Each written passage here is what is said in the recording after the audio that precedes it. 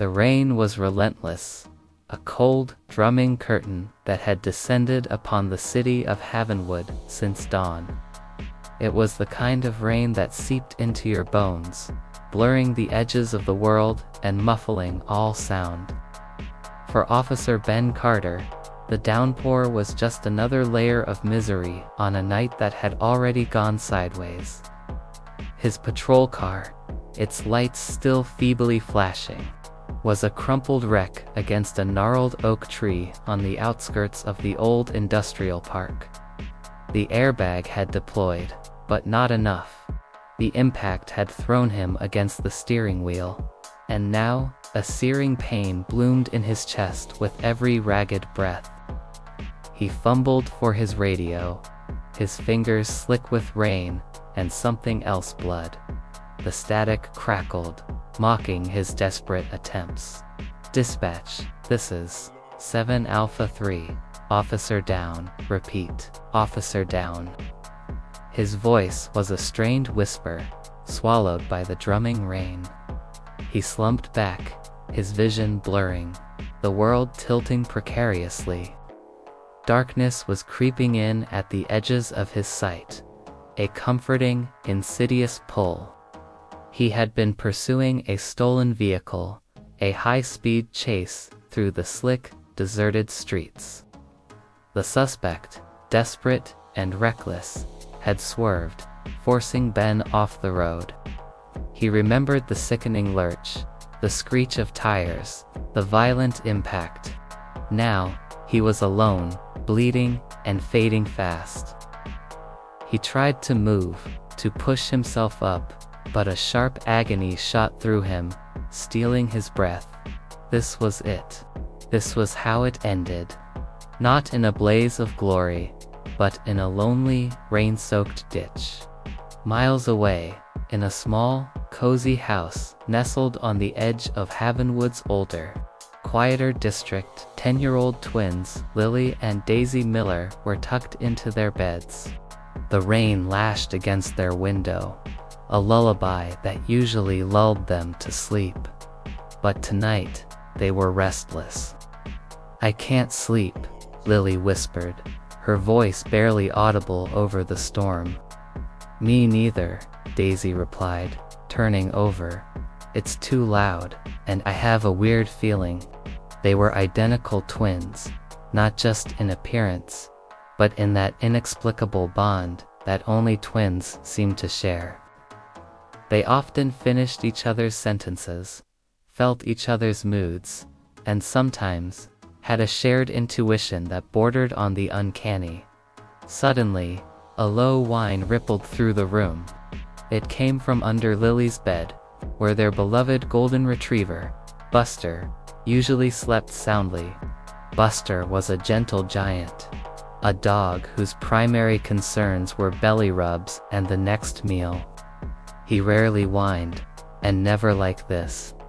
The whine escalated into a series of soft, urgent barks.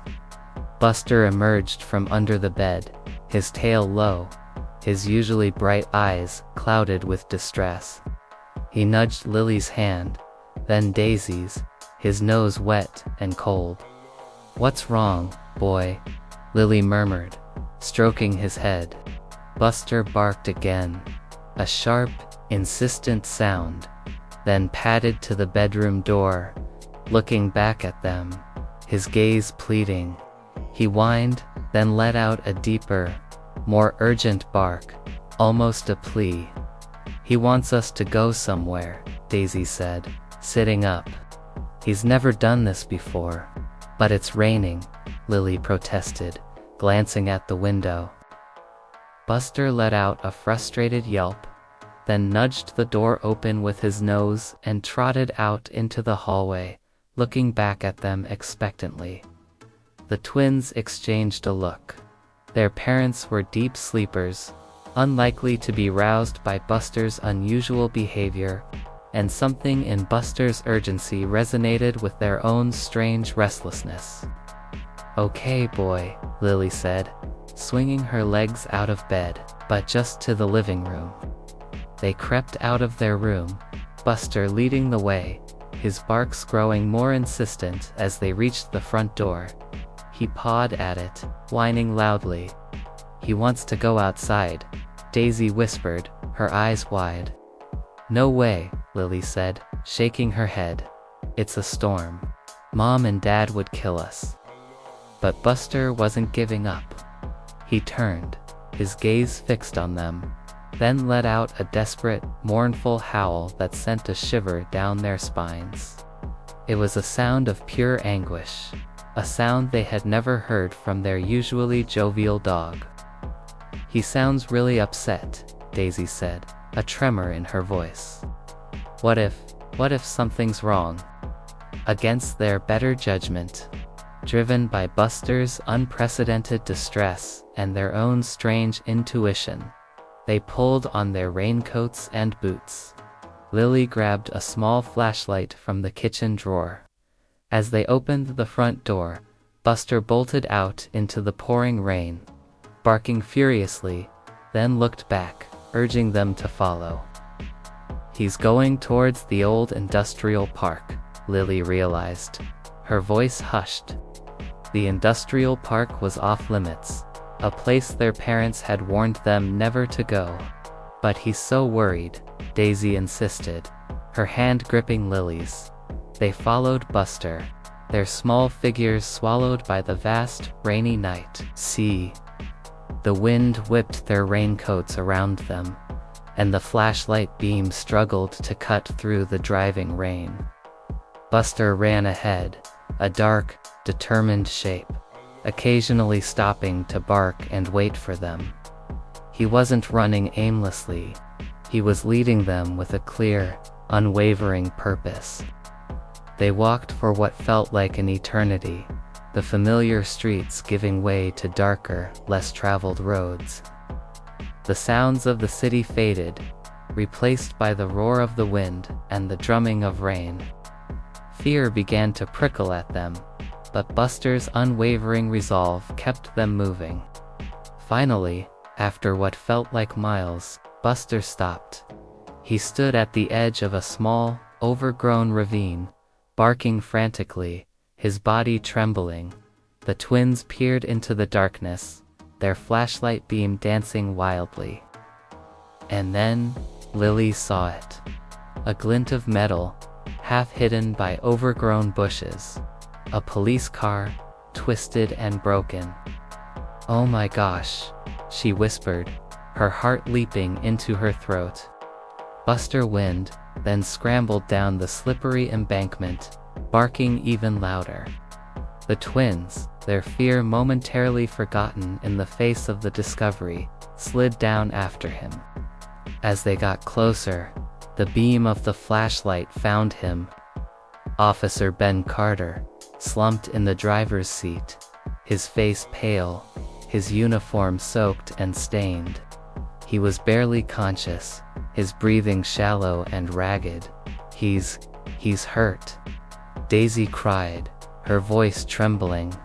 Buster was nudging Ben's arm, whining, then licking his face. Ben stirred, his eyes fluttering open, unfocused. He saw two small, terrified faces, and a large, golden dog. He tried to speak, but only a gurgle escaped his lips. "We have to help him," Lily exclaimed, her mind racing. They didn't have a phone. They were miles from home. Suddenly, Buster let out a series of sharp, decisive barks, then nudged Lily's hand. He looked at Ben, then back at Lily, then pushed his nose against the police car's dashboard. "What is it, boy?" Lily asked, confused. Buster barked again, then pawed at the radio. Lily understood. The radio Ben had been trying to use it. She leaned into the wrecked car, her small fingers fumbling for the microphone. It was dangling, half broken. She pressed the button. "Hello, hello, can anyone hear me?" Her voice was small, but clear, static. "Nothing." Buster whined, then nudged her hand again, then pushed his nose against the dashboard once more.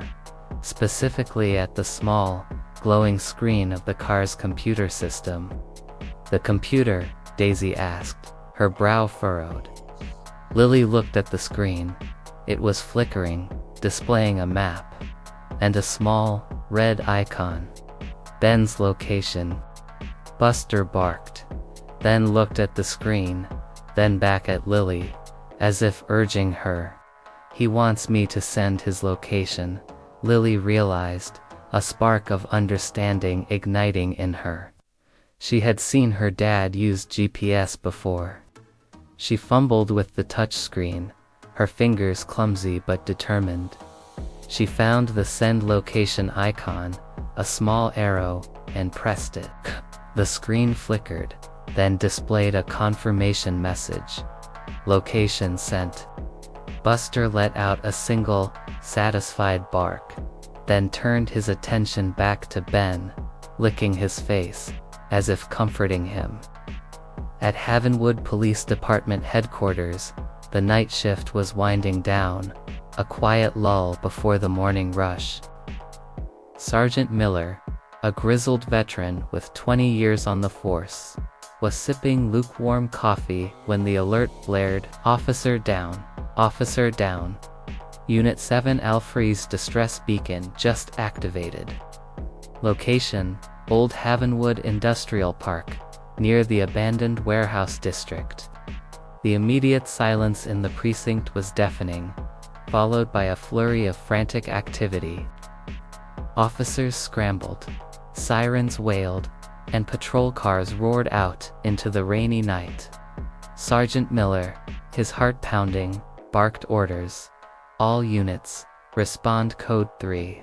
Officer Carter is down, let's go."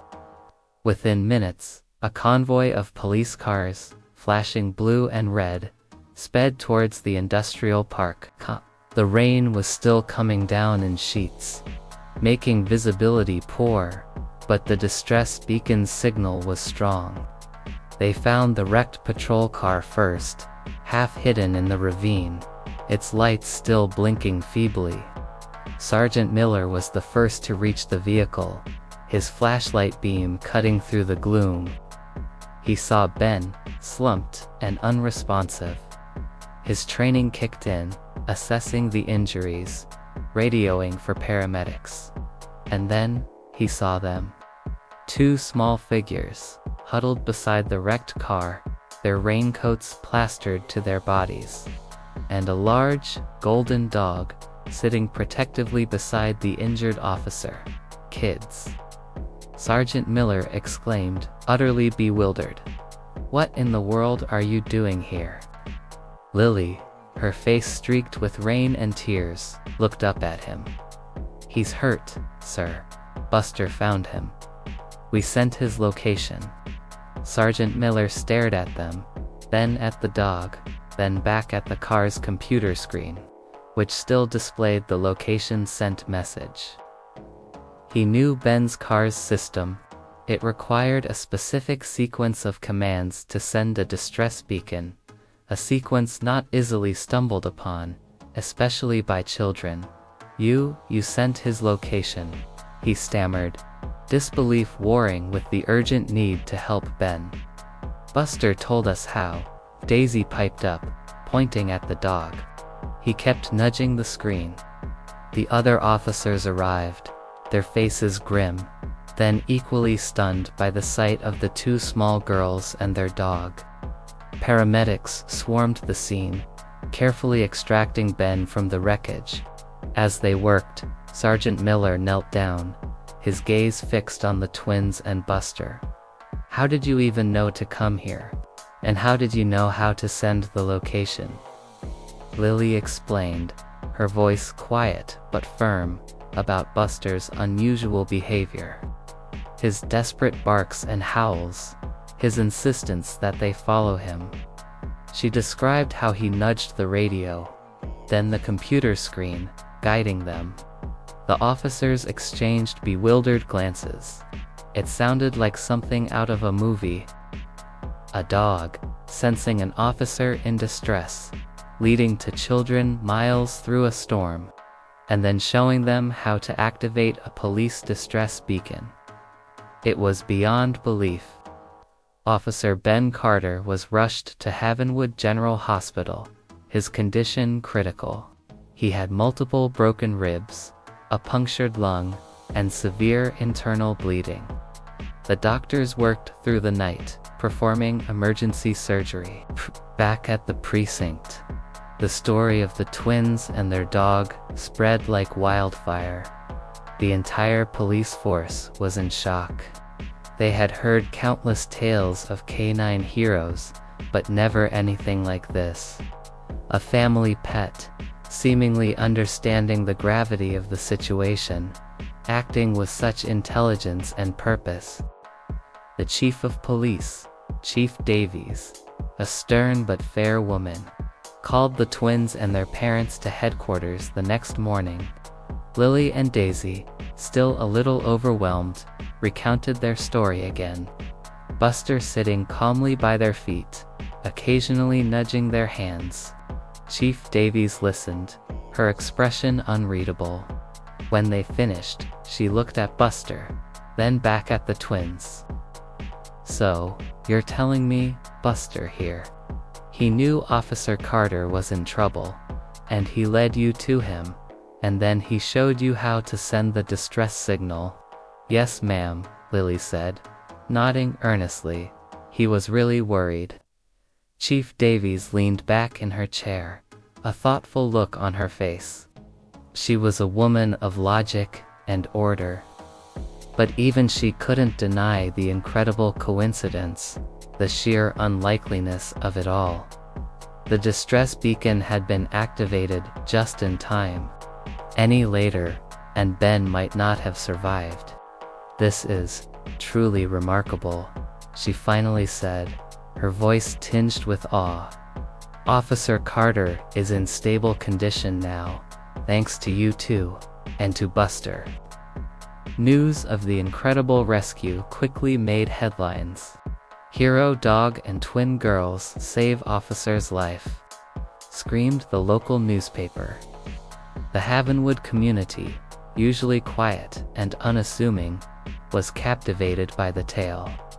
When Officer Ben Carter finally regained consciousness, his first coherent words were about the two little girls and the golden dog. Pain.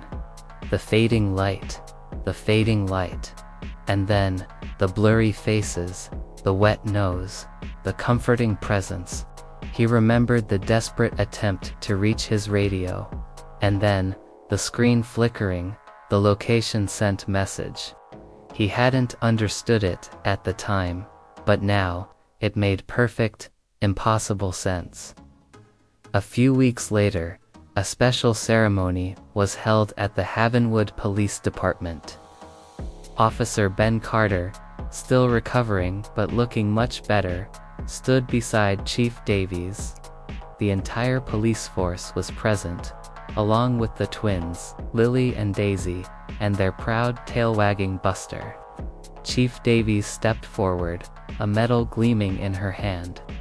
"Today, we are here to honor true heroes," she began, her voice resonating with emotion.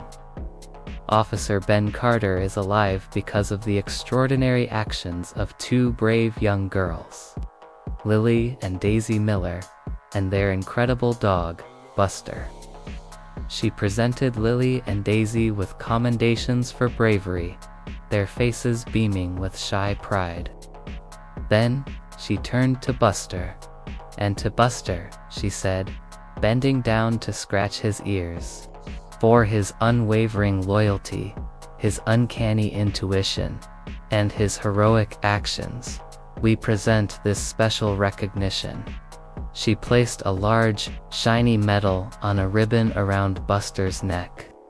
Buster, oblivious to the formal ceremony, simply wagged his tail furiously, then licked Chief Davies's face. The entire police force erupted in applause, a thunderous sound that filled the room. Many officers, hardened by years of dealing with the city's darker side, found tears in their eyes. It was a moment of pure, unadulterated good, a reminder that even in the darkest of times, light could break through in the most unexpected ways. Officer Carter, his voice still a little weak, stepped forward. He looked at Lily and Daisy, then at Buster, his eyes filled with gratitude. "You saved my life," he said, his voice thick with emotion. "I don't know how to thank you." Lily, ever practical, simply smiled. "Buster knew you needed help." Daisy added, "He's a good boy." Buster, sensing he was the center of attention, let out a happy bark, then nudged Officer Carter's hand, as if asking for a belly rub. The story of the twin girls and their dog became a legend within the Havenwood Police Department. It was a tale they told new recruits, a reminder that heroism could come in any form, and that sometimes, the most impossible acts of courage came from the purest of hearts, and the most loyal of companions. The incident shocked the entire police force, not just because of the miraculous rescue, but because it shattered their logical ordered world, forcing them to acknowledge that there were forces at play beyond their understanding. Forces guided by love, loyalty, and an intuition that defied all explanation. And for Officer Ben Carter, every day was a gift, a testament to the twin girls and their extraordinary dog who had pulled him back from the brink of darkness. Guided by an unseen hand of fate and a very loud, very insistent bark.